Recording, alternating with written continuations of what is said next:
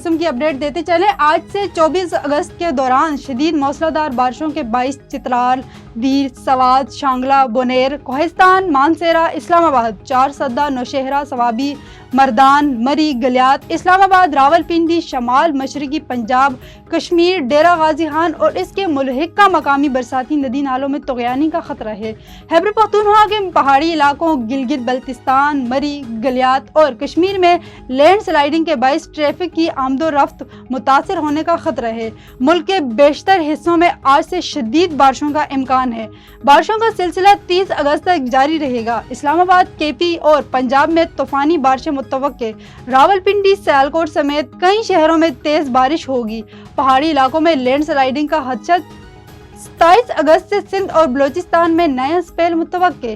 कराची, ठट्टा, बदीन, सजावल में मूसलाधार बारिश मुतवक्के।